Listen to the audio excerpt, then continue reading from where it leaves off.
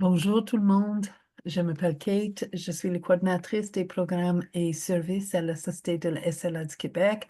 C'est mon grand plaisir de présenter Madame Rachel Thibault qui va faire son conférence sur la résilience. Rachel est docteur en psychologie et ergothérapeute. Elle possède une expertise en résilience psychologique, réadaptation à base communautaire et soutien entre pairs dans les contextes complexes. Depuis plus de 40 ans, ce profil lui permet d'intervenir ici et à l'international comme clinicien, chercheur et formatrice, tant dans des milieux corporatifs que dans des zones de conflit et post-conflit. Elle possède aussi une expérience clinique auprès des personnes atteintes de l'SLA. Pour souligner ses contributions, on lui a entre autres accordé le titre d'officier de l'Ordre du Canada, le Lifetime Achievement Award de la Société canadienne de santé internationale et des doctorats honorifiques.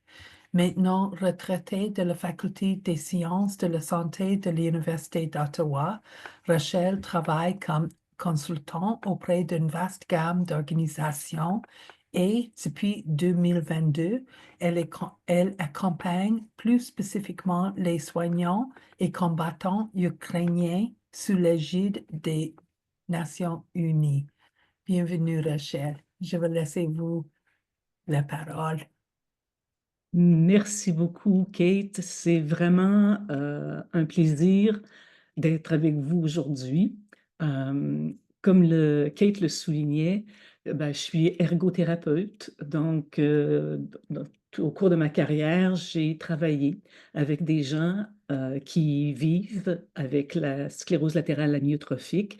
Donc, c'est pas un sujet qui m'est étranger. Aujourd'hui, c'est clair que l'accent qu'on va mettre, c'est beaucoup plus sur la résilience. Et ce qu'on a décidé de faire lorsqu'on s'est parlé un peu des besoins, vous allez voir, ce que je veux vous proposer, c'est des stratégies qui vont s'appliquer aux personnes qui vivent avec la sclérose latérale amyotrophique mais des stratégies aussi pour les aidants naturels. Alors, on va faire un petit peu un balayage de ces stratégies-là de résilience et évidemment, ce que j'ai choisi, c'est les stratégies qui sont les plus simples et qui donnent le plus d'impact positif. Souvent, je dis en riant, j'ai plus de 45 heures de matériel, donc je fais les choix qui s'appliquent de façon la plus pertinente possible à chacune des situations. Donc, sans plus tarder, je vais partager mon PowerPoint et puis on va pouvoir démarrer. Alors, on a le titre est là, donc c'est vraiment par rapport à la résilience. Qui je suis? Ben, ça a tout été dit. Alors, on continue allègrement. Et de quoi est-ce qu'on va parler? Ben, c'est clair qu'on va parler d'abord et avant tout de résilience. On va définir nos termes. Ensuite, on va parler des prérequis physiques à la résilience, parce qu'on n'est pas juste des esprits désincarnés, c'est qu'on habite un corps et les liens entre les deux sont évidemment très importants. Ensuite, pour les aidants, on va parler brièvement de, de toute nouvelle stratégie qui s'appelle l'entraînement au stress hormétique. C'est pour des gens, justement, qui vivent des situations stressantes, qui ont vraiment des emplois du temps qui sont plus lourds sur la durée. Alors, on a des stratégies pour les aider. On va parler d'un outil qui est en fait notre meilleur outil à tous quand on parle de résilience. Ça s'appelle le protocole de bienveillance. Ça nous vient des neurosciences. Ça aussi, c'est assez récent. Et on va parler aussi de tout le processus de résilience qui est associé à l'alternance qu'on vit dans les cas de maladies dégénératives, quand il y a des pertes qu'on doit nécessairement traverser, comment on les compense par la reconstruction de routines bien spécifiques qui nous permettent de mieux maintenir une résilience. Puis on va terminer sur un outil que je considère très gagnant, pas juste moi, il y a beaucoup de littérature scientifique là-dessus, qu'on appelle les micro-résolutions. Et ce que je tiens à vous dire, justement, on va parler de micro-résolution. J'aimerais que vous abordiez le webinaire aujourd'hui tout en douceur. C'est pas un marathon, c'est pas des suggestions de stratégie là, où on se fait violence. La résilience, ça se construit beaucoup, beaucoup dans la douceur. Alors, c'est la lentille qu'on va prendre aujourd'hui. Alors, je voulais démarrer en parlant de quelques défis associés aux maladies dégénératives. Puis c'est évidemment des défis que vous connaissez bien. Il y a toujours ce désir que la science apporte une solution. Il y a la nécessité de modifier notre image corporelle parce que de se réajuster, parce que ça se modifie constamment au fil du temps. Aussi, avec les changements qui se produisent, c'est de repenser notre identité et comment on redonne un sens à notre vie, qu'est-ce qui reste important, qu'est-ce qu'on veut cultiver. Il y a toute la notion d'inconnu parce que chaque cas est unique. Il n'y a pas une évolution universelle, donc on ne sait jamais exactement quelle va être la suite des événements. C'est clair que les maladies dégénératives s'accompagnent toujours d'un épuisement plus grand, d'une résolution affective qui est plus partielle. Et quand on rassemble tout ça, évidemment, ça fait des défis psychologiques de taille, d'où l'importance de cultiver sa résilience, autant pour la personne atteinte que pour l'aidant. Alors, on n'y pas du tout les défis. Et c'est vraiment en fonction de ces défis-là aussi, comme je vous le disais, que j'ai choisi les outils qui, je l'espère, vont s'avérer plus pertinents. Alors, lançons-nous. Qu'est-ce que c'est que la résilience? Ben, la résilience, elle est souvent définie comme la capacité à résister aux chocs de la vie. C'est une définition qu'on voit parmi les plus fréquentes. Alors, on dit la résilience, c'est d'être capable d'encaisser quand on fait face à des difficultés, puis de continuer ensuite. Mais même si c'est une définition populaire, ce n'est pas la bonne définition. Si on part avec cette idée-là qu'on est capable de résister à tout ce que la vie nous envoie, qu'on est capable de simplement encaisser puis de continuer, c'est faux. Les humains, c'est pas du tout comme ça qu'on fonctionne. En fait, la vraie définition de la résilience, c'est la propriété d'un individu à rebondir psychologiquement assez rapidement face aux épreuves de la vie. Et si je dis rebond, ça veut dire que nécessairement, j'ai perdu l'équilibre, je suis tombée ou je suis déstabilisée. Et donc, la façon dont on fonctionne comme humain quand on vit des moments difficiles, quand on traverse des épreuves, c'est pas qu'on reste là de béton puis qu'il n'y a rien qui nous affecte et qu'on continue. C'est pas ça la résilience. C'est qu'on accueille d'entrée de jeu le fait que nos épreuves vont nous déstabiliser. Puis je vous donne un petit exemple qui n'est pas tiré du milieu de la santé, mais celui du milieu militaire. Je travaille beaucoup avec les militaires qui sont déployés dans les zones de guerre. J'arrive d'Ukraine, je suis arrivée hier. Hier ou avant-hier, je perds la notion de temps. Plusieurs forces armées forment leurs soldats à la première définition. Puis ils leur disent, la gang, ça va brasser, on va vous déployer dans des conditions qui sont abominables. Si vous êtes résilient, vous allez tenir le choc, vous allez continuer. Quand les militaires partent avec cette définition-là, ce qu'on voit, c'est beaucoup d'effondrements et beaucoup de chocs post-traumatiques sévères. Qu'est-ce qui se passe? C'est que comme en effet on les déploie dans des circonstances où c'est humainement impossible de simplement encaisser, dès que nos militaires voient qu'il y a une déstabilisation qui se produit, qui commence à perdre pied, tout de suite, ils font l'équation, ils tirent la conclusion. Je suis déstabilisé, ça veut dire que je n'ai pas de résilience. Et là, on les voit s'effondrer et s'effondrer sans espoir. Quand on leur donne la deuxième définition, on leur dit, ce qui va vous arriver, là, ça va être difficile, ça va être très difficile. Et on rajoute, c'est possible que vous soyez déstabilisé, vous allez peut-être même vous effondrer. Et on rajoute un troisième petit bout, et vous savez quoi? C'est normal. Dès qu'on normalise la déstabilisation et même l'effondrement, il y a une forme de détente qui se produit. Là, nos militaires se disent, OK, quand je vais faire face à une adversité qui me dépasse, je ne tirerai pas la conclusion que je n'ai pas de résilience.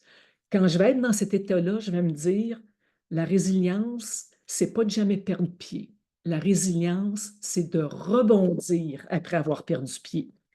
Et donc, quand on leur donne la deuxième définition, ce qu'on voit, c'est en fait beaucoup moins de chocs post-traumatiques sévères. On voit des gens qui réalisent que la vulnérabilité, elle est humaine, que si on l'accueille, on va rebondir beaucoup plus facilement. Donc, notre tout premier outil de résilience, ça va être la définition qu'on va en avoir.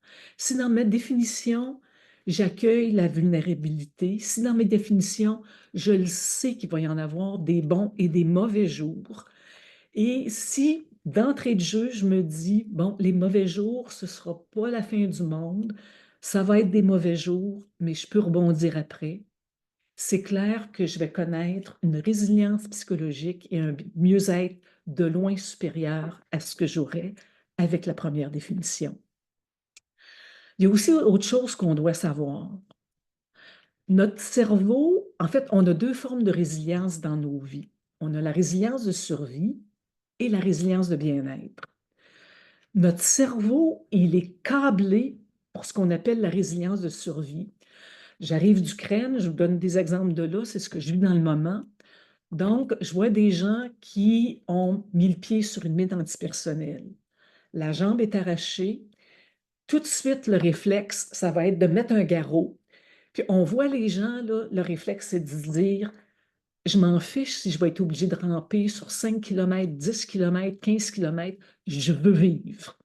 Alors, ils se font un garrot, ils se serrent les dents, et là, ils vraiment, pardon, ils se battent pour leur survie. Et ça marche dans beaucoup de cas, mais vous vous en doutez, ce n'est pas une forme de résilience qu'on peut maintenir à long terme. Ça demande tellement d'énergie parce qu'on sollicite tout ce qu'on a dans les tripes que c'est impossible de maintenir la résilience de survie en continu. Malheureusement, c'est ce que notre cerveau veut faire. Puis quand je m'accroche, comme ça, je vais réussir, je vais m'accrocher, je vais m'accrocher, je vais m'accrocher. Si je reste dans cet état-là de tension sur une longue période, je m'épuise. Alors, qu'est-ce que je vais faire? Je vais essayer de ne pas rester dans cette résilience de survie. Puis ça, c'est le message que mon cerveau me donne, c'est la réponse par défaut. Ce n'est pas la bonne. Je vais essayer d'aller vers la résilience de bien-être. Puis la résilience de bien-être, c'est quand je prends un pas de recul. Puis je regarde ma vie et je me dis, quelles sont mes habitudes de vie qui sont propices à la résilience? Je vais les cultiver. Quelles sont celles qui sont nocives? Je vais tenter de m'en défaire petit à petit. Donc, la résilience de bien-être, elle est issue d'un entraînement tout en douceur au quotidien où je vais cultiver les habitudes qui vont accroître ma résilience. Puis, quand je dis tout en douceur, il y a vraiment un élément très important dans ce qu'on discute aujourd'hui. Ce qu'on sait en sciences, en neurosciences, c'est que le stress psychologique augmente toujours dans nos cellules un phénomène qu'on appelle le stress oxydatif. Je vous dirais, c'est une forme d'érosion au niveau de la cellule. On sait que déjà, avec la sclérose latérale amyotrophique, le stress oxydatif est plus prononcé. Alors, ça veut dire que ce qu'on va tenter de faire quand on cultive notre résilience, ça va être de le faire en douceur. Ce qu'on veut surtout pas, c'est de s'ajouter un stress supplémentaire en se disant, il faut que je cultive ma résilience, il faut que je cultive ma résilience. On se tirerait dans le pied. Alors, tout le processus dont on parle, encore une fois, ça va se faire petit pas par petit pas, sans violence. Alors, quels sont nos principaux prérequis physiques à la résilience? Parce que c'est clair que si on veut acquérir la résilience, il faut aussi préparer le corps. Je vous ai résumé ça au maximum, on n'a pas beaucoup de temps. Il y a deux grands piliers physiques de la résilience psychologique. Le premier, c'est le sommeil. Et le sommeil, je vous dirais, c'est le pilier le plus important et de très loin. Le sommeil, c'est la pierre angulaire sur laquelle repose tout l'édifice, sur laquelle tout repose. Donc, je vais protéger mon sommeil et mon autre élément, ça va être de l'exercice régulier. Et je vous entends déjà me dire, ben oui, l'exercice régulier, c'est bon pour les aidants.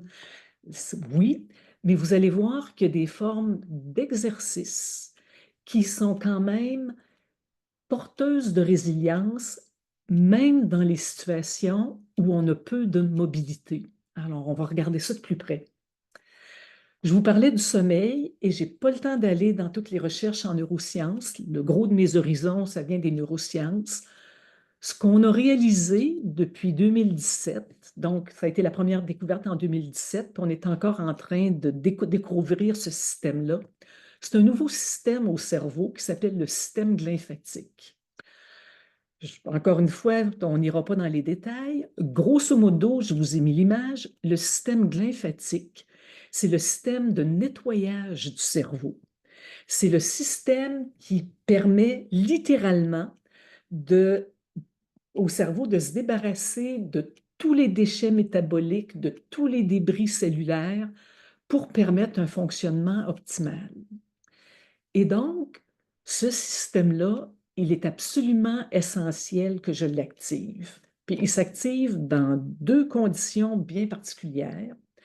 Dans les états de pleine conscience profond. Si vous êtes un méditant de haut niveau, votre glymphatique va s'activer pendant la journée quand vous méditez. Comme la plupart d'entre nous, nous ne sommes pas des méditants de haut niveau, notre système lymphatique s'active pendant nos périodes de sommeil profond. Et ça veut dire que si on ne protège pas notre sommeil, si on n'a pas nos périodes de sommeil profond, excusez l'expression, mais il y a plein de cochonneries qui se ramassent dans notre cerveau. Le système de nettoyage ne s'enclenche pas et ça va entraîner beaucoup de problèmes, tant physiques que psychologiques. Donc, le sommeil, c'est au sommet de notre pyramide à protéger. Alors, qu'est-ce qu'on recommande? Dormir entre 7h30 à 8h30 par nuit. Si vous en avez moins, paniquez pas, c'est quand même pas dramatique, il y a une variabilité. Mais je vous donne juste les données. Ceux qui dorment moins de 6 heures par nuit vont avoir des problèmes, pas dans l'immédiat, mais ce qu'on voit, ça va être beaucoup plus, des probabilités beaucoup plus élevées d'avoir des problèmes de dépression, des problèmes d'anxiété et des problèmes de démence. Alors, protéger notre sommeil, 7h30 à 8h30 par nuit. Dormir dans une pièce sombre et fraîche, autour de 17-18 degrés. Puis, de plus en plus, on recommande le port d'un masque pour dormir. Alors, c'est à voir si ça vous convient ou non, mais on se rend compte que l'obstacle le plus néfaste pour le sommeil, c'est pas le bruit, c'est la lumière. Donc, un masque, organisez-vous pour qu'il fasse noir. Se lever toujours à la même heure. Et ça aussi, c'est des recherches récentes. On a réalisé que le cerveau, je n'ai pas le temps d'entrer dans tous les cycles de sommeil, notre cycle de sommeil, il est complexe. Et quand on le perturbe, ça lui met du temps, ça lui prend du temps à se réétablir. Donc, si, disons, moi, j'ai un horaire de semaine, puis j'ai un horaire de fin de semaine au niveau de mon sommeil, ça va prendre à mon cerveau à peu près 3-4 jours à s'habituer à mon changement d'horaire. Alors, ça veut dire que je vais être en perturbation constante. Alors, on va essayer de trouver une heure qui fait grosso modo pourtant la semaine que la fin de semaine, si on le peut. On n'a pas tous des horaires qui le permettent, mais c'est un des facteurs les plus importants pour nous permettre de régulariser le sommeil. Limiter les écrans. Puis encore une fois, ce qui est intéressant, on parlait beaucoup de la lumière bleue. Oui, c'est un impact, mais on se rend compte que l'impact le plus grand, dans le fond, c'est toutes les formes de lumière. Donc, ce qu'on recommande, c'est même, avant de se coucher, de tamiser nos lumières à peu près 2 heures avant le coucher. Puis, moi, j'ai fait plein de changements dans ma vie. Comme dans ma salle de bain, maintenant, j'ai des lumières que je peux tamiser beaucoup. Si je me lève la nuit, que j'allume pas des lumières d'aréna qui vont bloquer mes hormones de sommeil. Alors, vraiment avoir une espèce de lumière un peu feutrée. Alors, on tamise nos lumières, limiter le café et l'alcool. On croyait jusqu'à il n'y a pas si longtemps que le café avait ce qu'on avait une demi-vie. La caféine avait une demi-vie de 3 à 5 heures. Ça voulait dire qu'après 3 à 5 heures, après avoir pris mon petit café, j'ai encore 50% de la caféine dans le sang. Les recherches récentes démontrent que ce n'est pas une demi-vie de 5 heures, c'est une demi-vie qui peut aller jusqu'à 10 heures. Donc, ça veut dire que si moi, je prends un bon petit café à 3 heures de l'après-midi, ça veut dire que à 1 heure du matin, j'ai encore 50% de la caféine dans le sang. Alors, le café, tout ce qui est caféiné, tentez de garder ça pour le matin. L'alcool, si on boit de l'alcool environ 3 heures avant le sommeil, ce que ça fait, ça bloque notre système lymphatique. Le nettoyage ne se fera pas. Donc, pas d'alcool. Puis je suis allée à une conférence sur le sommeil récemment où le conférencier qui a un certain humour disait, si vous voulez prendre une brosse, prenez-la le matin. Bon, c'est une façon de voir les choses, mais tout ça pour dire que pour protéger notre sommeil, c'est important de ne pas boire à peu près 3 heures avant notre coucher. Et ce qu'on vient aussi de découvrir, c'est que ce qui détermine si on va être capable de bien dormir la nuit, c'est en fait l'exposition à la lumière matinale. Curieusement, ce qui enclenche toute la séquence des hormones de sommeil, c'est la lumière le matin, tôt le matin. Dès que notre cerveau perçoit cette lumière-là, il déclenche tout le processus qui va faire en sorte qu'on va avoir assez d'hormones de sommeil le soir pour bien dormir. Alors moi, je fais un petit peu rigoler mes voisins parce que même par des temps épouvantables, parce qu'en passant, la lumière matinale, c'est même s'il n'y a pas de soleil, c'est la luminosité du matin. Alors des fois, je me lève en hiver, il fait -30, je suis encore en jaquette, je mets mon manteau, mes grosses bottes, je sors sur le balcon avec ma petite tasse de café pour être exposée à la lumière matinale pendant 2 minutes, juste pour donner à mon cerveau la chance de percevoir le moment de la journée pour enclencher les mécanismes qui vont me permettre de bien dormir le soir. Et évidemment, il va y avoir la notion de faire un minimum d'exercice dans la journée si on le peut.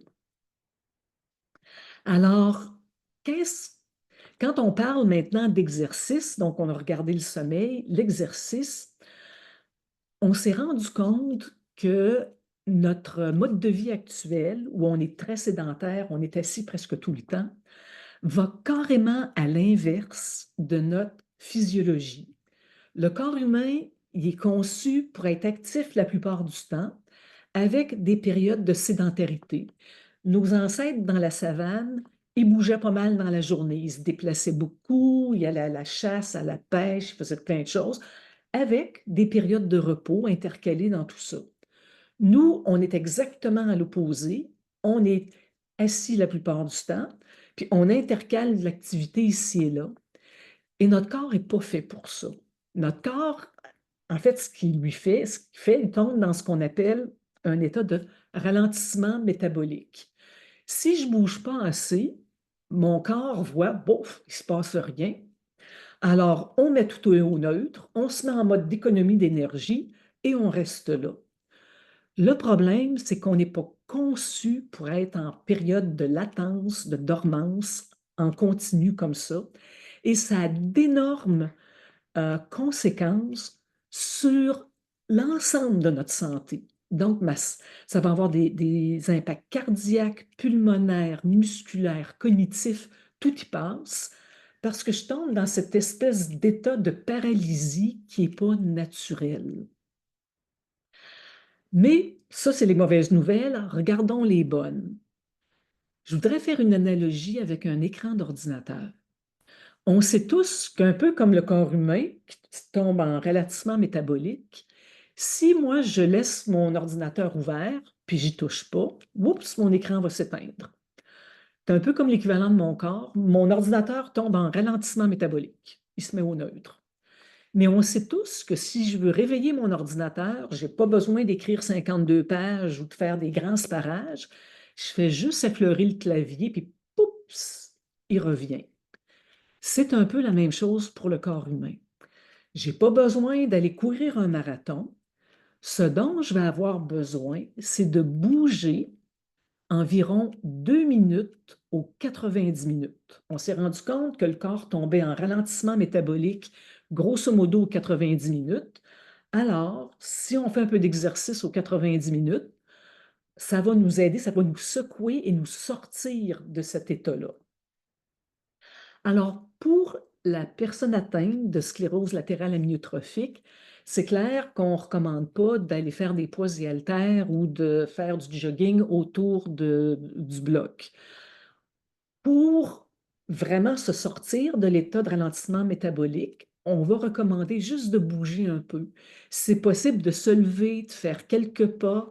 Si on n'a pas de mobilité, d'essayer de bouger les bras, mais juste un minimum d'exercice, encore une fois, pour secouer la torpeur qui accompagne le ralentissement métabolique. Si on est un aidant naturel ou en début de maladie, on va faire des exercices un peu plus vigoureux. Moi, je vous donne l'exemple. Là, je suis à mon bureau, donc j'ai ma petite minuterie. Aux 90 minutes, j'ai des poids et haltères à côté de moi. Aux 90 minutes, je mets la chanson de Pharrell Williams Happy, puis je lève des poids pendant 2 minutes et ça me rallume comme ça rallumerait mon ordinateur. Donc, ça va être notre base d'exercice pour la résilience. On va faire ça. Puis, pour les aidants, 30 minutes de cardio modéré 5 fois par semaine, ça va vraiment aider encore une fois à...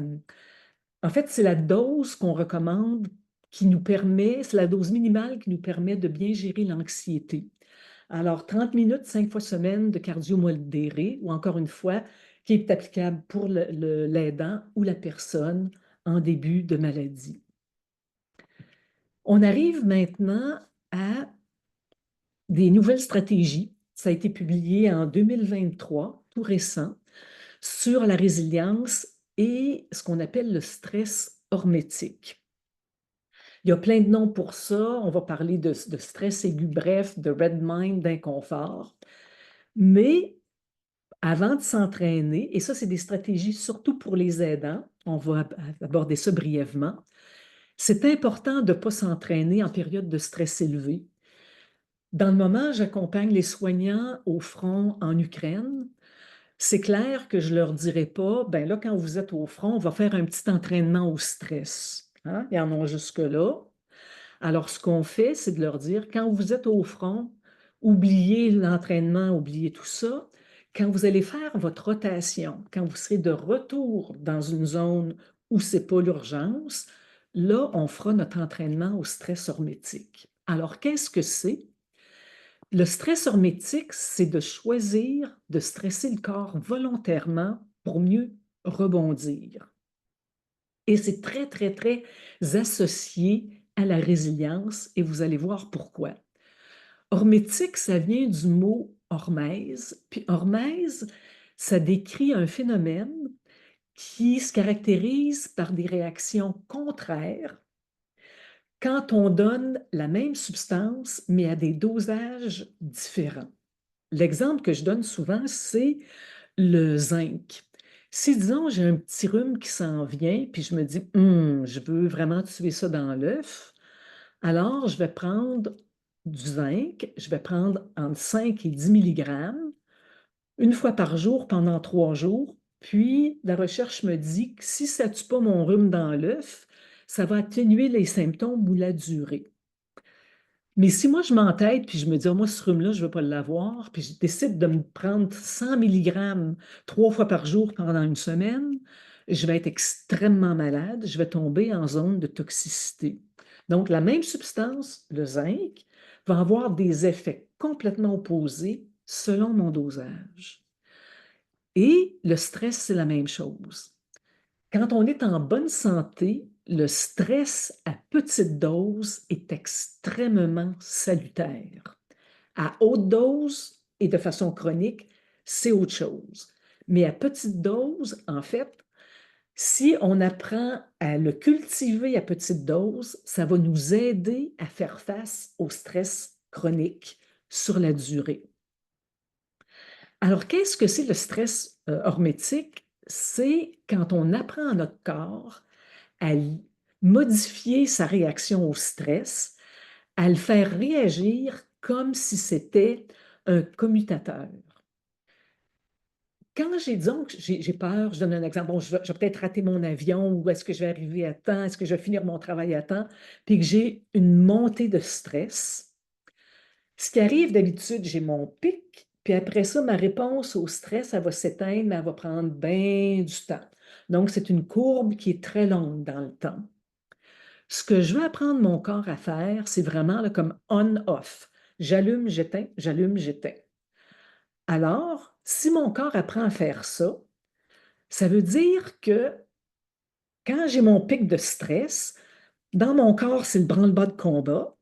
Quand j'ai juste un pic court de stress, ce qui arrive, mon corps, il va avoir déclenché un processus de nettoyage là aussi qui va être vraiment salutaire. Alors, ce que je vais apprendre à mon corps, c'est d'avoir juste le pic de stress qu'il faut pour faire le ménage, pas plus. Puis je ne veux pas que ça traîne à tout jamais. Je veux que ce soit une réponse très courte dans le temps. Alors, donner un petit coup de balai. Alors, si j'arrive à faire ça, ce qui arrive, c'est comme si je me donnais des microdoses de stress. Quand mon corps le revoit, ce stress-là, c'est un petit peu comme un vaccin. Il se dit, ah, ça, j'ai déjà vu ça. Il sait comment le gérer. Et là où c'est important, au niveau psychologique, au niveau de la résilience, et ça, c'est un phénomène qu'on ne comprend pas, mais qu'on documente et qu'on observe, si j'apprends à mon corps à gérer ces pics de stress-là, les stresseurs psychologiques, les stresseurs physiques que je m'impose me rendent beaucoup plus résiliente aux stresseurs psychologiques dans ma vie. Il y a une réaction croisée qui se fait qu'on ne comprend pas, mais qu'on observe. Puis tout ce que je vous présente, je le fais. C'est des recherches récentes. Moi, j'ai commencé mes entraînements avant mes déploiements en Ukraine. Puis je peux vous dire qu'en tout cas, dans ma vie, ça fonctionne. Alors, le stress à ce moment-là, ces petites périodes-là de stress qu'on se donne volontairement, nous aident à nous créer une sorte de bouclier aux stresseurs physiques et aux stresseurs psychologiques. Mais tout ça, c'est clair que le stress, c'est pas agréable. Il faut que j'apprenne à développer une relation à l'inconfort. Puis je vais avoir 3 stratégies au niveau de mon inconfort. Celle de l'exercice physique, puis ça va être ce qu'on appelle le High Intensity Interval Training. Donc, je vais y aller à fond la caisse, mais pas longtemps. Ça va être des chocs thermiques, chaud ou froid, et ça va être ce qu'on appelle la respiration hypoxique, c'est de l'hyperventilation. Là, ces stratégies-là, je tiens à le souligner, c'est les stratégies pour les aidants. Parce qu'on sait que si on fait de l'exercice intense, dans les cas de SLA, ça peut entraîner une fatigue excessive, des crampes musculaires, des spasmes, des douleurs. C'est pas ce qu'on veut. Euh, donc, on sait que quand on a la SLA, ce qui est important, oui, surtout peu après le diagnostic, c'est important de maintenir de l'exercice dans la vie, mais il faut lire nos signes. Si on a le souffle court, si on commence à se sentir fatigué, il faut vraiment gérer notre énergie puis s'assurer qu'on ne va pas trop loin. Puis, les exercices plus intenses, vraiment, comme je parlais de High Intensity Interval Training, ça, c'est à bannir pour les personnes atteintes Parce que ces exercices-là, ils viennent suractiver ce qu'on appelle les fibres musculaires de type 2. C'est les fibres à contraction rapide. Et ces fibres-là, musculaires à contraction rapide de type 2, sont déjà plus fragiles dans un contexte de SLA, donc on n'ira pas rajouter de l'exercice intense par-dessus le marché. Alors là, en m'assurant bien que tout est clair, on va parler des stratégies pour les aidants. Donc, High Intensity Interval Training, c'est simplement de faire un exercice assez rapide. Ça peut être de courir, ça peut être ben moi, ce que je fais, je saute à la corde quand je suis. Comme là, j'arrive d'Ukraine, c'est clair que les bombes tombaient partout. Je n'irai pas faire du jogging quand les bombes tombent. Alors, j'ai ma petite corde à danser dans l'abri anti-bombe, puis je fais mon entraînement HIIT bien sécuritaire. Mais donc, c'est d'amener la capacité cardiaque à 80 pendant 2 ou 3 minutes, puis après ça, je me repose une petite minute, j'en refais 2, 3 minutes, je me repose une petite minute. Ça veut dire qu'environ 7 minutes, j'ai fait mon entraînement. Donc, ça ne demande pas beaucoup de temps. Puis encore une fois, je fais juste stresser mon corps pour déclencher une réponse rapide et brève. Puis je le fais plusieurs fois semaine. La stratégie qui est la moins populaire, mais la plus efficace, la douche froide. Alors, si on s'expose à la douche froide, 14 degrés pendant 20 à 30 secondes, on relance notre métabolisme de 350 par rapport au métabolisme de repos. Et si on est en forme, c'est la stratégie la plus efficace. Ça a un effet supérieur à celui de l'exercice. Évidemment, c'est très court. Je connais personne qui n'a pas 30 secondes dans sa journée pour se mettre en forme. Alors, c'est vraiment efficace. Puis, je vous dis que ça n'a pas besoin d'être, on n'est pas maso non plus. Moi, je le fais, mais j'entre dans ma douche avec une température agréable et je réduis graduellement à 14 degrés. Je reste là de 20 à 30 secondes et je termine ma douche sur ce petit coup de fouet-là. Essayez-le. Moi, ça a été vraiment, ça a eu beaucoup d'impact dans ma vie. Puis les gens que j'ai formés aussi ont d'excellents commentaires. Là encore, ce que je tiens à souligner, ce dont on parle ici, c'est pour les aidants, parce qu'on sait que le froid, pour les personnes atteintes de SLA, va accentuer les symptômes. Donc, on fait encore maintenant ici une distinction très nette. On peut essayer l'hyperthermie aussi. Par contre, ça va prendre à peu près 1 heure 30 dans un sauna pour atteindre la bonne température pour déclencher la réaction de stress. Moi, je n'ai pas le temps dans ma vie, mais il y en a qui l'ont. Alors, une autre option. Puis, l'hyperventilation cyclique, la respiration hypoxique. Donc, c'est des inspirations vigoureuses, profondes, rapides. Puis, on expire fortement, mais de façon incomplète. Ce que je veux, puis on fait ça pendant à peu près 30 secondes. On va faire 3 cycles si tout va bien, puis on peut même retenir son souffle entre les cycles si on n'est pas étourdi. Le but de la manœuvre, c'est d'amener beaucoup, beaucoup d'oxygène dans le sang, puis c'est ça qui va donner au corps le signal d'urgence qui va lui faire son petit pic de stress qui est salutaire. Là aussi, la respiration hypoxique chez la personne atteinte de SLA peut aggraver le souffle court. Alors, ça aussi, on va tenter de l'éviter. Alors ça, c'était en quelque sorte, on a parlé du sommeil, on a parlé de l'exercice qui s'applique autant à des personnes atteintes ou non. On a parlé du stress hormétique pour les soignants. Là, on arrive dans 2 outils de résilience qui s'appliquent autant aux soignants qu'aux personnes atteintes. Pardon, je dis soignants, mais c'est soignants, aidants, etc. Il y a eu beaucoup de recherches faites en neurosciences depuis 5 ans. Ça explose sur les effets de la bienveillance sur le système nerveux et sur l'ensemble des mécanismes physiques, hormonaux, etc. Là non plus, pas le temps d'aller dans le détail, mais on sait que si on donne de la bienveillance ou si on baigne dans la bienveillance, on va sécréter plus d'oxytocine, qui est l'hormone du bonheur, l'hormone de l'attachement.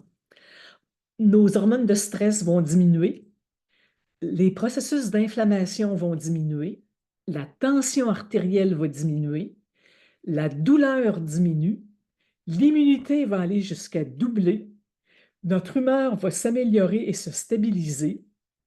Et dans l'état actuel des connaissances en neurosciences, la bienveillance, c'est notre facteur de protection psychologique le plus solide qu'on connaisse. Alors, explorons un petit peu pourquoi ça fait ça, comment on l'applique et les effets que ça va avoir. Alors, qu'est-ce que c'est la bienveillance? En recherche, la bienveillance, on la définit comme une réponse cognitive, affective et volitionnelle face à la souffrance, la nôtre et celle d'autrui. Alors, cognitif, affectif, on comprend. Alors, ma tête, mon cœur. Volitionnel, ça veut dire qui relève de ma volonté. Ce qu'on a découvert en neurosciences, c'est que la bienveillance, c'est pas un réflexe, il faut la choisir. Alors, regardons ça d'un peu plus proche. Comment ça s'applique? Je vous donne un exemple pour mieux comprendre l'application de la bienveillance dans nos vies. Alors, disons que moi, j'ai une amie qui m'annonce que sa mère vient de décéder. Ma toute première réaction, ça va être une réponse cognitive. Puis on appelle ça la théorie de l'esprit. Puis ça va être tout de suite de me mettre à sa place, mais sur un mode rationnel cognitif. Ça va être de me dire, ah, ben, elle doit être triste. Je vais lui attribuer des états mentaux, des pensées. Je vais dire, elle doit être triste. Son horaire doit être chamboulé. Elle va peut-être être obligée de prendre du temps de travail. Qu'est-ce qu'elle va faire pour les funérailles? Donc, c'est toutes ces questions-là qui vont débouler dans mon collimateur. Donc, une réponse cognitive. Puis c'est tout à fait bon, bien, on le garde. Mais on ne reste pas là. Donc, ma réponse cognitive. J'évolue ensuite vers l'empathie. Alors, je vais regarder mon ami, puis je vais lui dire, écoute, parle-moi de ce qui s'est passé. Dis-moi qu'est-ce qui est arrivé à ta mère, parle-moi de ce que ça te fait.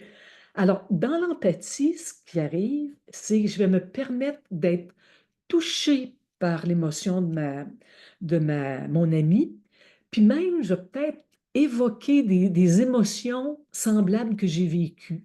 Donc, peut-être que je vais me remémorer les émotions que j'ai vécues quand ma propre mère est décédée. Puis, ce qui va arriver à cette étape-là, mon ami va voir, waouh, Rachel, elle m'écoute, puis je vais peut-être poser des questions, mais où ta mère est décédée de quoi? Donc, elle va me dire, Rachel, elle est là avec la tête, mais elle va sentir que j'ai une certaine émotion. Je me mets au diapason de son émotion, puis elle va se dire, ben Rachel, elle est là avec le cœur aussi. Et ce lien-là, puis, en fait, quand je me mets au diapason de son émotion, je vais avoir tout un ensemble de réactions dans mon corps qu'on appelle des micro-marqueurs. Les muscles de mon visage vont changer, ma voix va se poser, mes gestes vont changer au niveau de la fluidité. Et tout ça, mon ami va le noter inconsciemment et ça va lui donner le message, Rachel, elle est vraiment là pour toi. Donc, on crée un lien et c'est super important. Mais à cette étape-là, il y a un danger. Si je reste dans cette écoute intense de la douleur de mon ami, le cerveau a une autre mauvaise habitude, c'est d'amplifier ce qui est négatif. Et il amplifie le négatif par rapport au positif par un facteur 5 fois plus. Donc, si tout ce qu'on fait, c'est de faire écho à notre souffrance mutuelle, elle qui vient de perdre sa mère, moi qui me rappelle le décès de la mienne, on va amplifier, amplifier, amplifier. La souffrance va habiter tout notre espace mental et ça, c'est risqué. Alors, j'ai besoin d'empathie, mais il ne faut pas que je reste là trop longtemps. Alors, quand je sens que je commence à être absorbée par ces émotions-là, je vais bifurquer vers la bienveillance. La bienveillance, ça va être mon choix, ça va être ma réponse volitionnelle. Ça veut dire que je continue à être touchée par ce que mon ami vit, mais là, je me dis dans ma tête, là, Rachel, tu es en train d'être vraiment là, complètement engloutie par son émotion. Et il y a une pensée qui va me venir en tête et je vais poser un geste.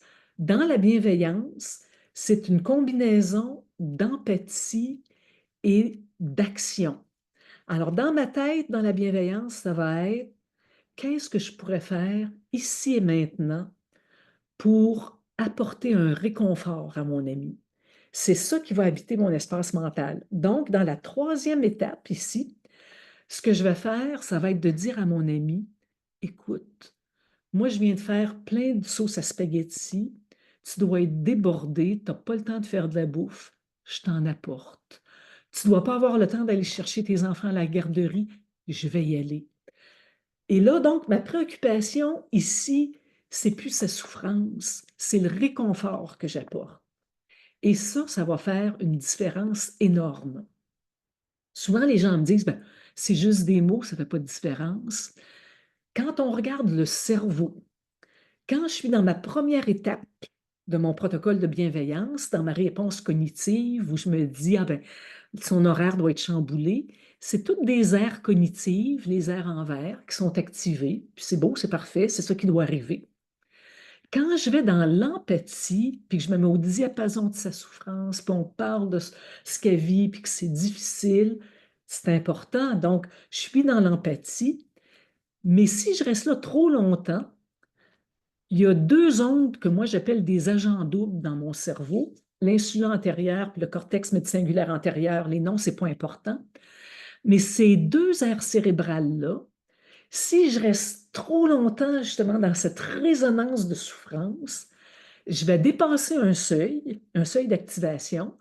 Puis dès que je passe ce seuil-là, tout à coup, c'est plus de la bienveillance, de l'empathie que je ressens, ça va être de la détresse profonde et incontrôlable. Donc, si je dépasse mon seuil, ça disjoncte dans mon cerveau et là, j'ai mal et je m'effondre. Alors, tout le but du protocole de bienveillance, c'est de me dire, oui, je suis là pour l'autre, mais je reste en deçà du seuil d'activation pour me protéger et pour protéger l'autre. Alors, comment est-ce que je le sais? Ah ben, avant d'aller là, si je choisis de rester justement en deçà de mon seuil, ce qui va arriver, dans l'empathie, si je reste dans mon empathie crispée trop longtemps, je produis des hormones de stress. Quand mon esprit est habité d'un souci de réconfort, mon corps, tout à coup, ce qui sécrète, c'est de l'oxytocine. Et donc, dans le premier cas, si je reste dans l'empathie, je vais m'effondrer. Si je vais dans la bienveillance, c'est la posture de résilience. Donc, c'est ça. Donc, l'importance à un moment donné de se voir aller et de se dire, il faut que je change de rail de chemin de fer. Parce que c'est vraiment comme ça, c'est comme des rails de chemin de fer.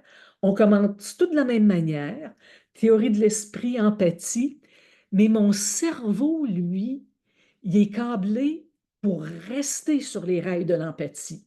Mon cerveau, lui, une fois qu'il est là-dedans, il ne change pas de direction. Il veut continuer à raisonner avec la détresse, la souffrance et baigner là-dedans jusqu'à l'effondrement.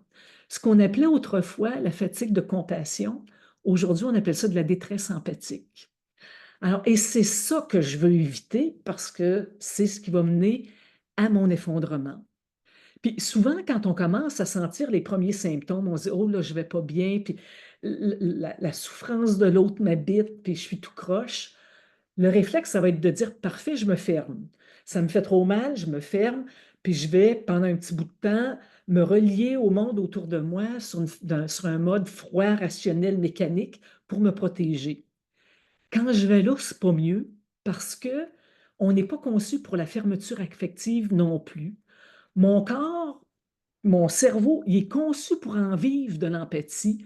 Donc, si je décide, je ferme ça carrément, ça ne marchera pas non plus. Je vais m'épuiser à essayer de stopper une réaction normale. Alors, la seule voie viable, c'est d'aller vers la bienveillance et l'autocompassion. Il n'y en a pas d'autre. Mais pour aller là, donc, il faut que je me ramène constamment puis de me poser ma question. Oups, quand je suis trop absorbée, c'est de me dire, OK, là, je me sens absorbée par l'émotion de l'autre. Quel réconfort, même minime, est-ce que je peux offrir dans l'ici et maintenant? Ça va me ramener dans mes bottines. Puis comment on le fait avec quelqu'un? Ben, c'est encore une fois, c'est vraiment pas compliqué. C'est des stratégies toutes simples. Ça va être, entre autres, comme je vous disais, dans un premier temps, de dire à la personne, ben, parle-moi de ce que tu vis, de ce que tu ressens. Donc, j'ouvre la porte, je suis vraiment là pour la personne, j'explore son émotion. Ensuite, ce que je vais faire, ça va être de valider son émotion. Je reviens, disons, à mon ami qui va me dire, je suis tellement triste, ça a été un décès soudain, je ne m'attendais pas à ce que ma mère vive ça. Puis elle va se mettre à pleurer. Moi, mon rôle, ça va être de lui dire, écoute, c'est tellement normal que tu vives ça. Donc, je viens de lui donner deux messages, que je l'accueille et que je ne la juge pas. Alors, ces deux messages-là, ça commence à créer le lien qui est typique du protocole de bienveillance. Après ça, comme je vous disais, je me mets au diapason affectif. Je me remémore certaines émotions, je permets à mon émotion de monter pour que j'ai mes micro-marqueurs puis qu'elle sente que je suis là pour elle. Mais quand même assez rapidement, je vais bifurquer puis me dire, OK, on a raisonné assez longtemps, qu'est-ce que je pourrais faire pour t'aider? Et ce qui est nécessaire aussi, c'est d'offrir un appui en continu à la fin de l'échange, parce que la peur de tout être humain, c'est de souffrir seul. Alors, ce qu'on veut faire, c'est vraiment de s'assurer que la personne qu'on accompagne, on lui dit, oui, bon, j'ai été là pour toi aujourd'hui, puis je veux t'assurer que je vais être là pour toi sur la durée. Puis si jamais on ne peut pas l'être, on va essayer de trouver quelqu'un qui peut l'être à notre place. Puis je vous disais qu'il faut vraiment essayer de reconnaître nos signaux quand on est sur le point de tomber dans le piège, d'être absorbé dans la souffrance. Les signaux vont venir de notre corps. C'est notre corps qui va nous dire si on est en train de basculer ou non. Et ce que je vous ai mis à l'écran, en fait, c'est le trajet d'un nerf qu'on appelle le nerf vague. Et le nerf vague, c'est le nerf, entre autres, qui régit beaucoup toutes nos réactions de stress et beaucoup nos viscères. Notre cœur, notre estomac, notre intestin, c'est tout le nerf vague qui s'occupe de ça.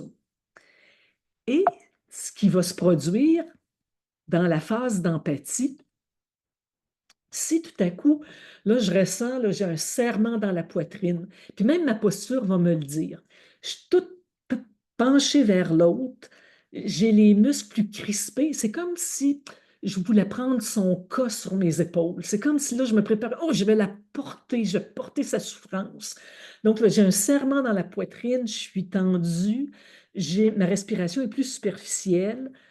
Quand je vois ça dans mon corps, c'est que je suis en empathie excessive, c'est que je suis au bord du dérapage. Alors, ce que je fais, je me sauve pas, je reste en posture de bienveillance, mais je prends un recul. Je reste en posture d'ouverture, mais pas comme ça, comme ça. Je suis là pour la personne, puis là, je recadre psychologiquement, puis de me dire, j'arrête de raisonner à la souffrance. Qu'est-ce que je peux faire pour apporter un réconfort?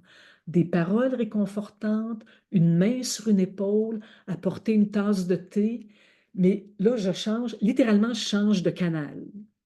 Je vais syntoniser une autre station, celle de l'action. Donc, je vais me regarder aller dans mon corps, mais je vais me regarder aller aussi dans ma tête. Où est-ce que je suis au niveau de ma perspective sur les événements? Et là, je vous donne un exemple tiré tout juste de mon expérience en Ukraine. Je travaille beaucoup avec les combattants qui reviennent très blessés, qui ont été blessés pour la plupart par des drones et des obus. Donc, c'est souvent des gens, j'en ai vu des jeunes qui ont perdu les 4 membres, qui sont aveugles, qui sont dans des situations très difficiles. Et c'est clair que quand je les vois pour la première fois, l'émotion qui va dominer d'entrée de jeu, c'est de la pitié.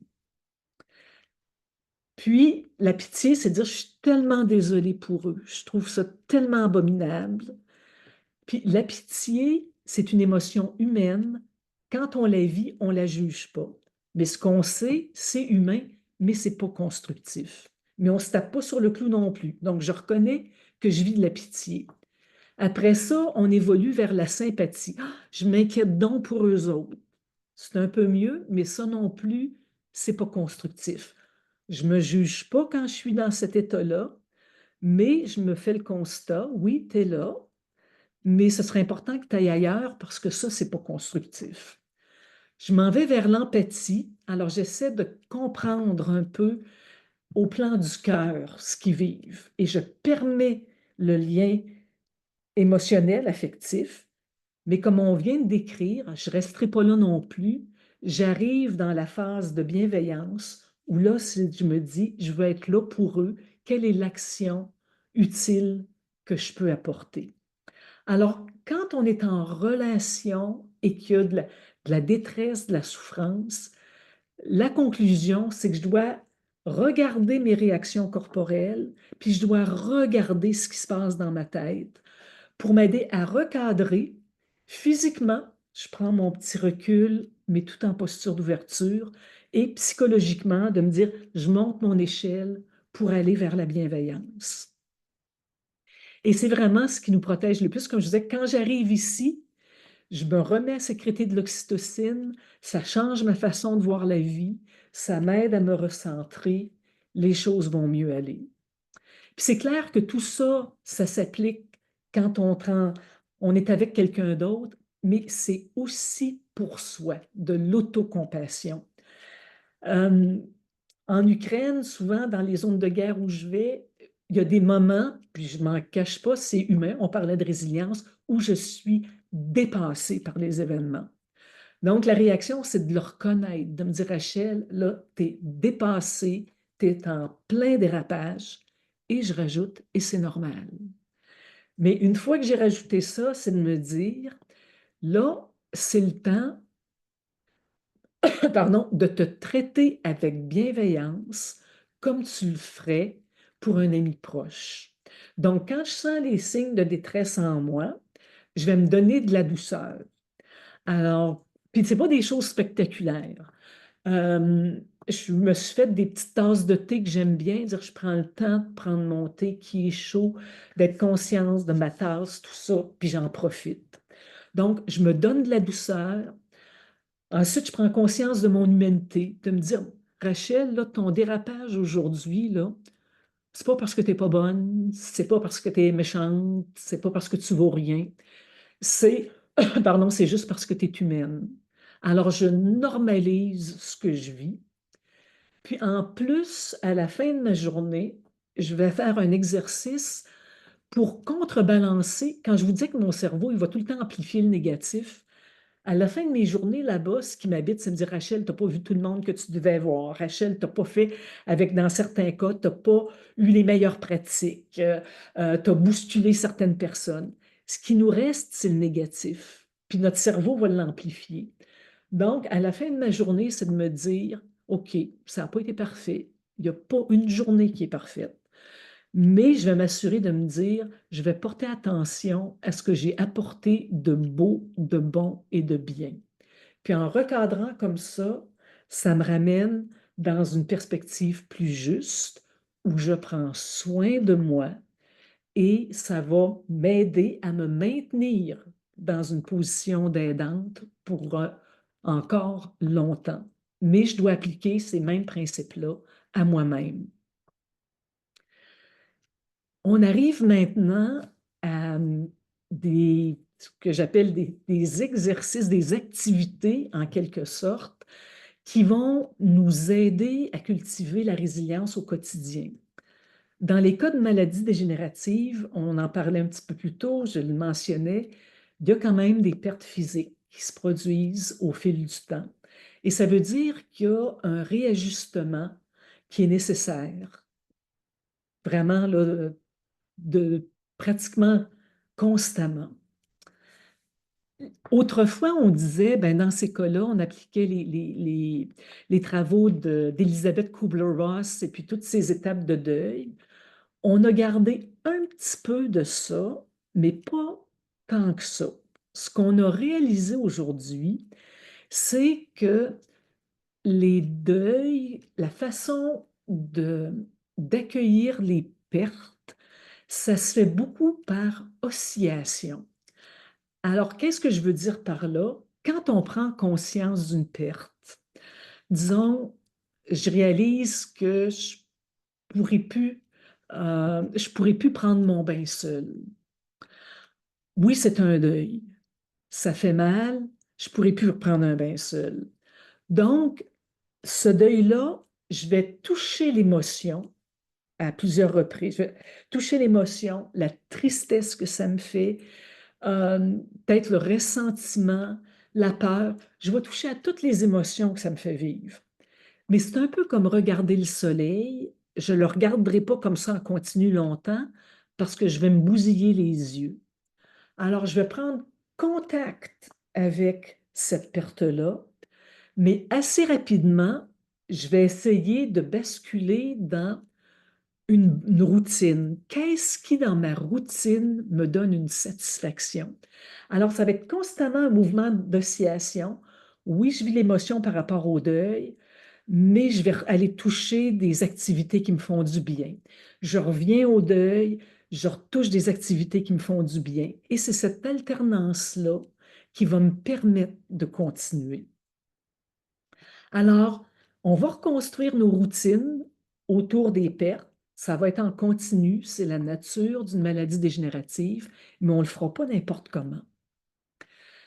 Parce que ce qu'on sait, c'est qu'il y a des activités spécifiques qui nous aident à construire notre résilience et c'est celles-là qu'on devrait utiliser pour contrebalancer la souffrance associée au deuil.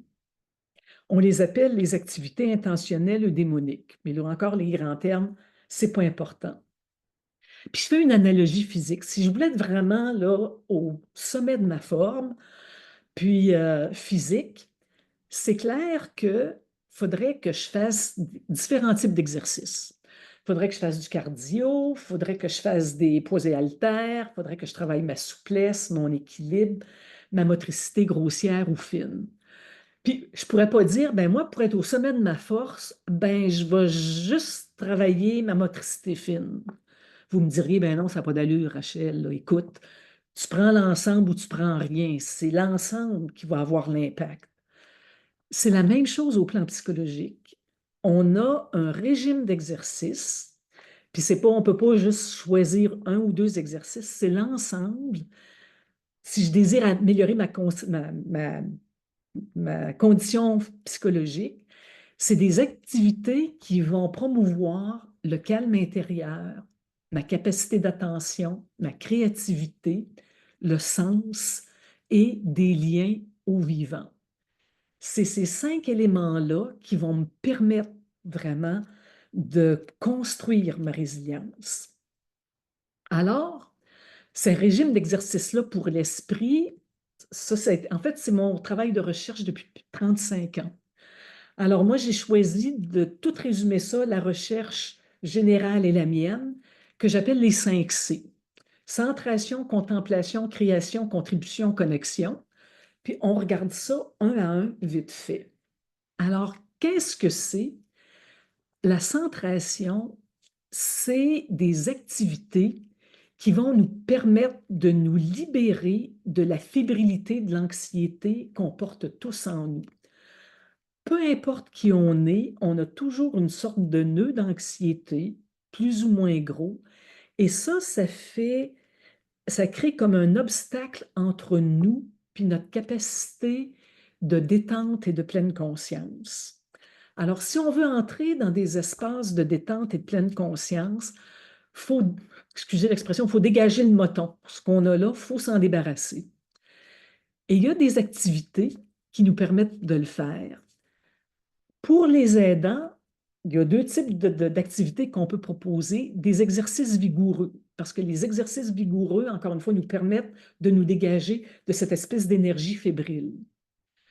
L'autre stratégie qui fonctionne tout aussi bien sans requérir une bonne forme physique, c'est toutes les activités qui ont trait au rangement.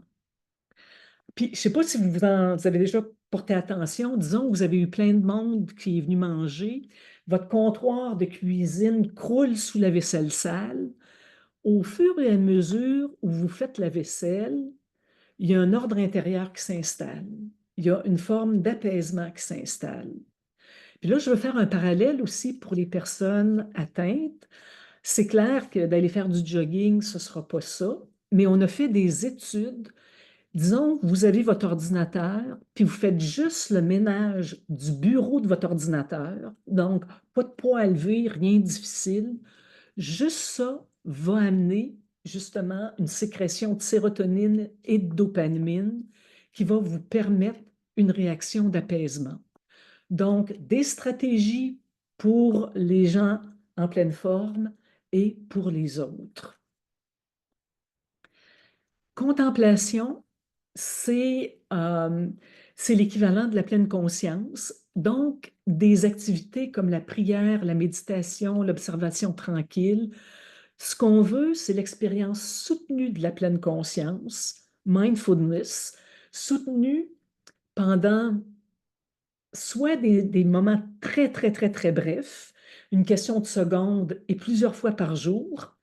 On va essayer de combiner les deux. On va avoir des périodes plus longues de pleine conscience, puis des périodes vraiment là, de quelques secondes.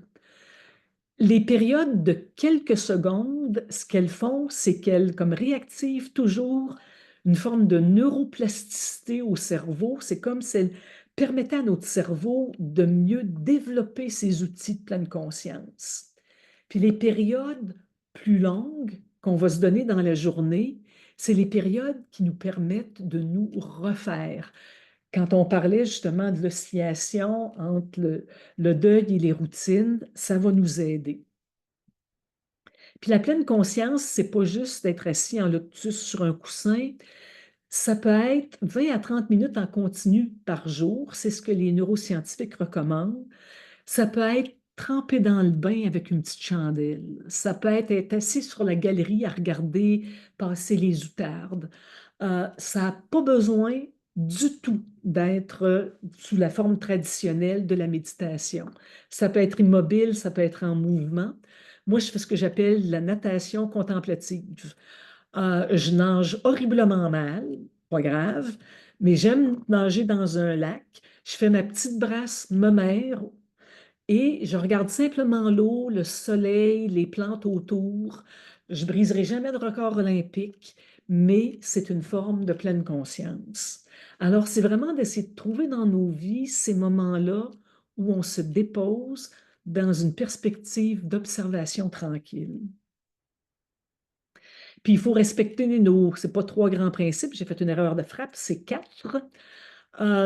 Faut ça, je vais le sauter, ça, c'est peut-être pas important. Alors, nos quatre grands principes, on n'essaie pas de communiquer, on n'essaie pas de résoudre un problème, on ne juge pas ce qu'on observe, et ce qu'on fait quand on voit quelque chose de beau, de bon, de bien, on va formuler de la bienveillance. Disons, si j'observe, je ne sais pas moi, ce que j'ai observé en fait ce matin, je suis allée me promener le long de la rivière Rideau, puis j'ai vu des pics-bois. Puis je me disais, ben, je les entendais frapper dans l'arbre. J'ai passé, je vous dirais, c'était une question de secondes à regarder le pic-bois. Puis en partant, je lui ai souhaité, j'espère que tu vas trouver une bébite là, pour te nourrir dans ce tronc-là. Et ça a l'air simple, mais dès que j'accroche une pensée de bienveillance à ma pleine conscience, j'active les aires cérébrales dans mon cerveau dont je vous parlais, des aires cérébrales associées à la bienveillance. Un point très important, si vous vivez une période de crise, puis souvent, on le sait, avec les maladies dégénératives, il y a des deuils qui sont plus difficiles à faire vivre que d'autres. Il y en a qui viennent nous chercher tellement profondément que c'est une situation qui est potentiellement traumatisante. Quand on est dans cet état-là, surtout pas de pleine conscience. Surtout, surtout pas. Quand on est dans un état de détresse, c'est vers la distraction qu'on va se tourner, pas vers la pleine conscience. Alors, je sais qu'il y a des écoles de pensée, des gens qui, bien intentionnés, qui vous disent, ah, tu es en détresse, là, va méditer. Non, on ne va pas méditer quand on est au cœur même de la détresse. On attend qu'une partie s'estompe, puis après on ira, mais pas en pleine détresse. Ce qu'on peut faire aussi, notre troisième type d'activité qui nous reconstruit, la création. Puis c'est de créer du beau, du bon, du bien, puis ça n'a pas besoin d'être artistique. Ce qui entraîne la réaction de résilience au cerveau, c'est l'intention de contribuer quelque chose de beau, de bon et de bien autour de nous. Disons que moi, mon intention, c'est de faire un super beau repas pour mes amis, même si ma recette foire, à la limite, c'est pas grave. C'était mon intention de créer du beau, du bon et du bien qui apporte l'impact positif. Et donc, c'est de voir dans nos vies quelles sont les formes de création qu'on aime, qui nous allument.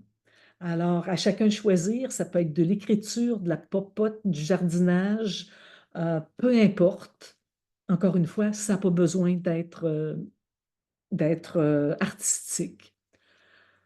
Quatrième forme d'exercice, la contribution. Quelles sont les activités qui nous permettent de redonner, d'être des citoyens productifs et valorisés? Et encore là, il y a plein de façons de le faire qui ne requièrent pas une mobilité. J'ai travaillé avec des gens qui avaient justement la sclérose en plaques, maladie de Parkinson, sclérose latérale amyotrophique, qui, dans leur semaine, avaient des moments où le rôle qui s'était donné, c'était soit de donner des conseils à des plus jeunes, des jeunes qui étaient intéressés à connaître un peu de leur sagesse de la vie, soit d'être une oreille attentive pour d'autres en dépit de leur situation. Que leur but d'aider des gens qui étaient plus avancés dans la maladie avec des paroles de réconfort. Mais donc, ce qui est important, c'est de trouver quelque chose où on se dit, quand on se couche le soir, j'ai apporté quelque chose autour de moi à ma mesure. Et le dernier type d'activité, c'est la connexion. Puis ici, c'est toute la notion de se relier au vivant. Fondamentalement, on n'est qu'une forme de vivant parmi tout un ensemble et on a un besoin fondamental de se relier aux autres formes de vie. Donc, dans notre quotidien, est-ce qu'on peut avoir une petite plante dont on va prendre soin, d'avoir un animal familier qu'on va flatter? Puis évidemment, la connexion, ça peut être avec d'autres êtres vivants, des groupes de soutien entre pairs, peu importe. Mais on a besoin d'activités où vraiment, l'élément qui domine, c'est le fait qu'on baigne dans cet élément de vivant. Alors, si on met tout ça dans un petit tableau, ce que ça donne, c'est quoi nos activités pour atténuer notre anxiété, pour créer justement un espace de calme où on régule nos émotions? Qu'est-ce que je peux faire pour améliorer mon attention, ma pleine conscience? Puis je vous ai mis les miens à côté, donc courir, fendre du bois, nettoyer. Qu'est-ce qu'on aime créer pour avoir cet élément-là aussi? Comment je peux redonner autour de moi? Puis quelles sont les activités qui me relient au vivant? Donc, la façon dont tout ça, ça fonctionne, c'est un petit peu comme un menu ou des éléments nutritifs. C'est important que dans notre semaine, on ait un peu de chaque. Comme je vous disais, c'est un exercice, un régime d'exercice pour l'esprit. Puis je ne peux pas dire, oh, j'en prends juste un. On va prendre les 5 à des degrés différents, mais le scénario idéal, c'est d'avoir un peu des 5. Puis encore une fois, si on est en situation de crise, pas de pleine conscience. Alors, dans notre quotidien, dans notre semaine, c'est de s'assurer qu'on a un régime équilibré.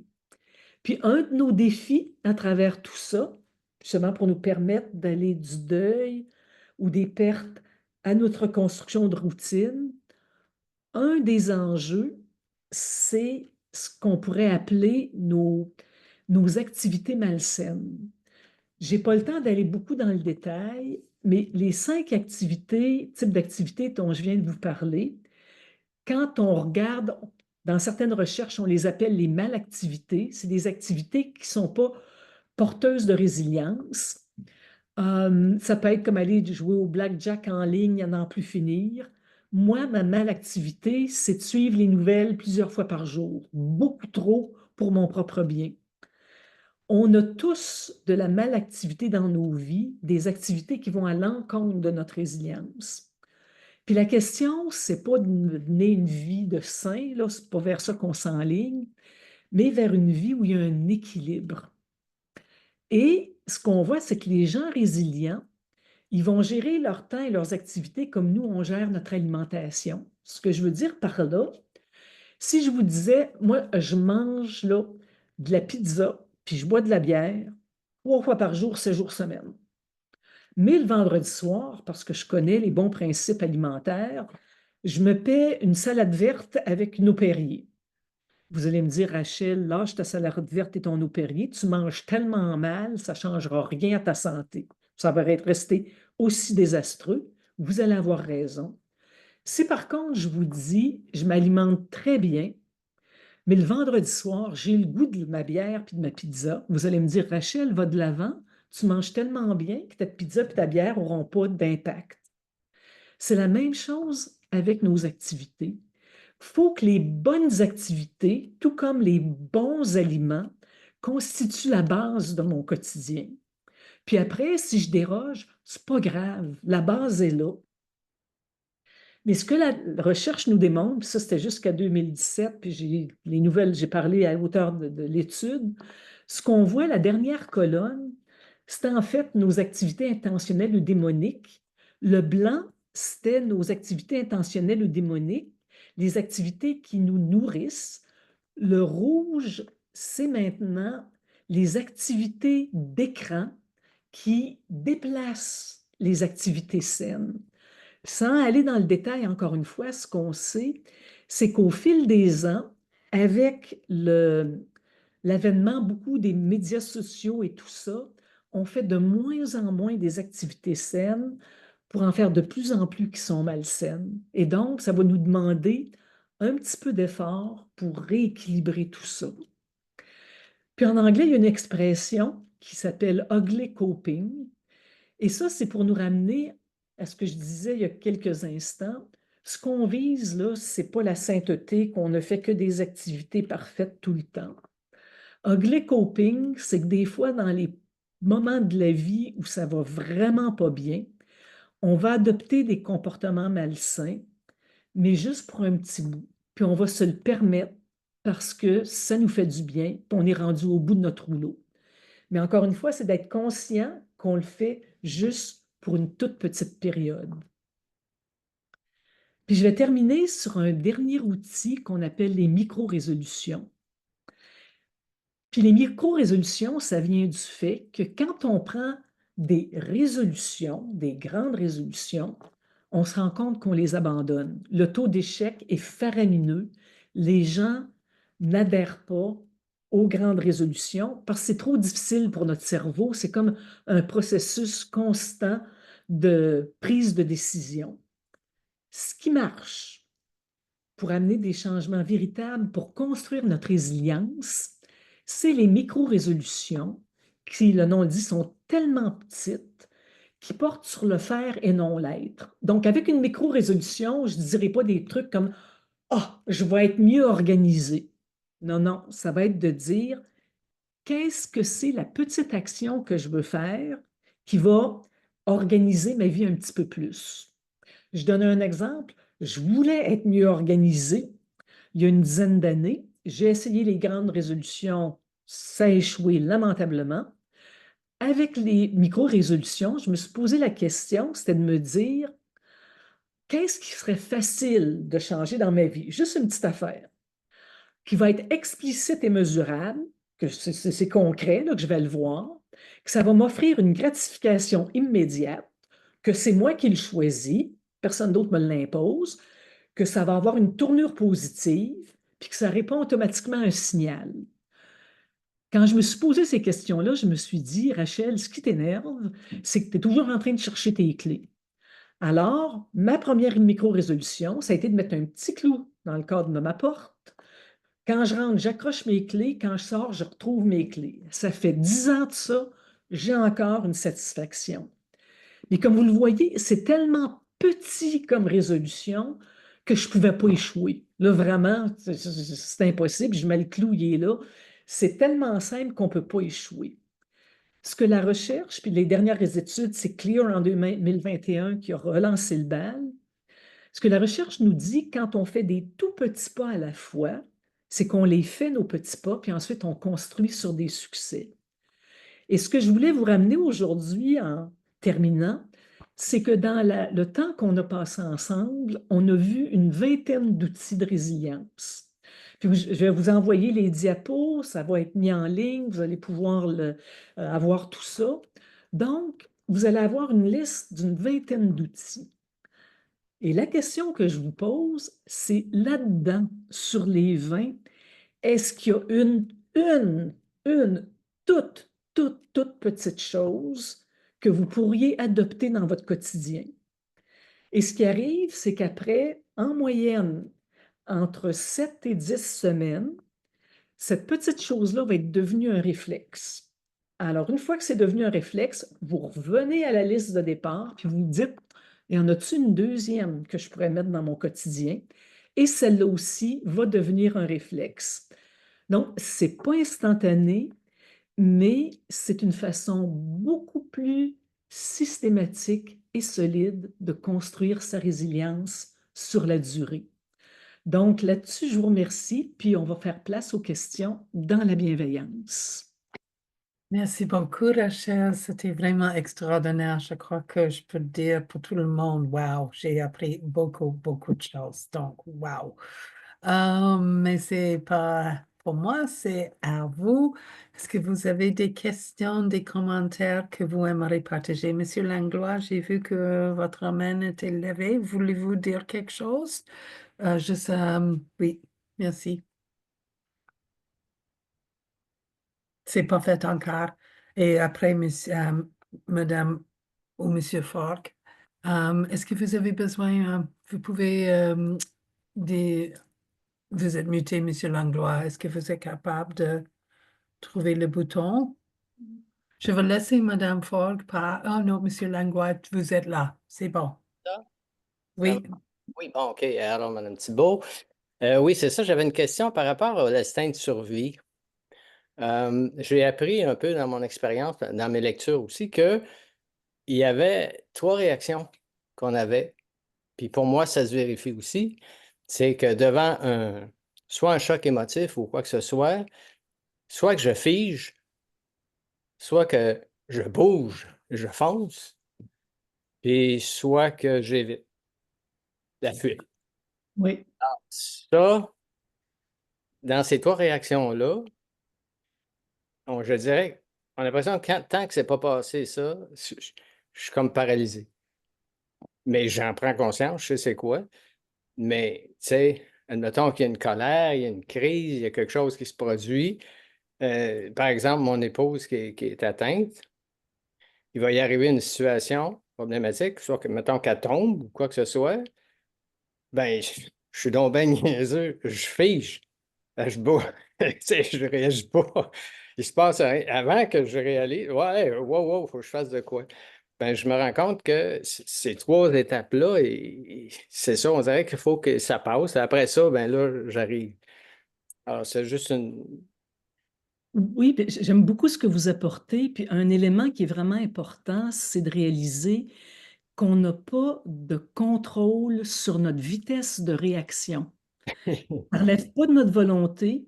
Puis ça veut dire qu'en contrepartie, quand ces choses-là arrivent, il ne faut pas se juger et se blâmer. Ouais. La réaction, ça va être vraiment de dire, c'est souvent une réaction que je donne, c'est comme de dire à quelqu'un qui n'a pas de bras, ben, tu n'as pas attrapé ce qui tombait. Physiologiquement, on ne contrôle pas nos vitesses de réaction. Donc, c'est se dire, c'était pas du domaine de ma volonté. Puis, ce qui compte toujours, c'est de revenir à notre intention. Puis de se dire, moi, mon intention dans la situation, c'est une intention de bienveillance. C'est ça qui m'habite. Malheureusement, ça ne va pas plus vite. Mais pour pas que ça nous gruge, c'est ça, c'est de revenir à notre intention puis de se dire, c'est dommage que je ne sois pas capable de réagir, mais ce qui m'habite au fond, ça reste de la bienveillance. Oui, merci. Merci beaucoup. Je vais juste rappeler le monde que vous pouvez utiliser le partie chat pour clavarder vos questions si ça c'est quelque chose qui est plus convenable. Madame Forg. Moi, d'abord, premièrement, des choses, je veux remercier énormément Mme Thibault pour les conseils, les mots employés, toutes les suggestions et tout. La seule chose que j'ai eu de la misère personnellement, peut-être tout le monde est correct, j'ai trouvé ça un peu long à tout absorber ça, d'essayer d'en garder, pas garder ce qui va être le plus important pour moi pour l'instant, ce qui m'a plus frappé, mais j'ai trouvé que ça faisait beaucoup de stock à accumuler là, pour tout ça. Des coups de même comme ça. D'abord, c'était toutes des choses très intéressantes qui nous touchaient, puis qui c'est des besoins qu'on a.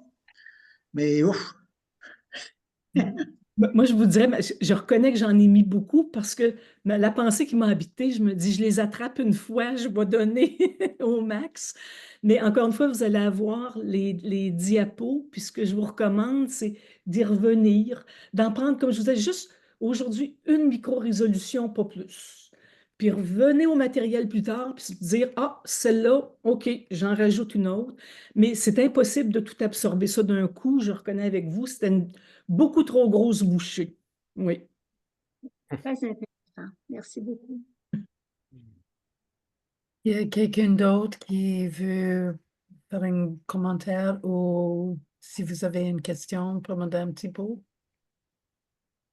Madame Léa. Bonjour, mon nom c'est Juliane. Allô Rachel, tu m'as enseigné à l'Université d'Ottawa. Oui, bonjour! Bonjour! Je voulais juste te remercier de la belle conférence. Je te suis à travers des vidéos ici et là et merci beaucoup pour la présentation aujourd'hui. Puis continue ton bel effort en Ukraine. Bravo pour ça. Puis merci. C'est tellement le fun de revoir un visage familier. Je travaille maintenant avec la clientèle, là, c'est pour ça que je suis ici, pour pouvoir en transmettre les informations à mes clients que la SLA, Parkinson, sclérose en plaques. Ben, C'est des bons outils. Et même pour nous. Ben, ça me fait chaud au cœur de te voir là. Continue toi aussi. Dans le chat, nous avons un merci énormément à Madame Thibault pour cette excellente présentation et aussi une grosse merci aux organisatrices. Mais merci à ça. Oui, c'est vraiment une belle présentation. Est-ce que nous avons une minute qui reste? Est-ce qu'il y a une dernière question, un dernier commentaire à partager avec Madame Thibault? Oui, Monsieur Langlois? Moi, ce que j'ai apprécié le plus dans toute la conférence, c'est la partie par rapport à la méditation, à cette façon d'aller dans le silence, la contemplation. Vous en avez fait un outil facile à comprendre parce que souvent, on est amené vers ces choses-là, mais on a une vie différente, on est actif, puis c'est très difficile. On voit ça comme une corvée finalement. Alors que c'est tout à fait simple, c'est très facile, c'est juste en marchant, ça peut se faire partout. Fait que, oui, merci d'apporter vraiment ces nuances-là parce que c'est un outil extraordinaire. Ouais. Merci. Puis, je rajouterais que les recherches en neurosciences ont démontré qu'au niveau des changements cérébraux, de la neuroplasticité, on en a plus avec tous les petits moments, comme je vous disais, de regarder mon pic-bois, Ah. que des mouvements répétés comme ça, des événements répétés comme ça a plus d'impact que des longues périodes de méditation. Oui, exact. Oui, Ouais. merci. Mais c'est, mon tour a dit, merci, Madame Thibault, c'était vraiment un plaisir. J'avais appris beaucoup de choses. Je suis très contente d'entendre que voir le pic-bois jusqu'à quelques secondes porte beaucoup de fruits. Ça, c'est comme, je crois, mon meilleure façon de faire la méditation, c'est avec les petits gestes. Donc, ça me fait bien. Je veux remercier de la part de l'équipe de la Société SLA du Québec pour votre temps aujourd'hui. Nous apprécions ça vraiment beaucoup. Donc, merci tout le monde pour votre temps avec nous aujourd'hui et à la prochaine. Oui. Au revoir.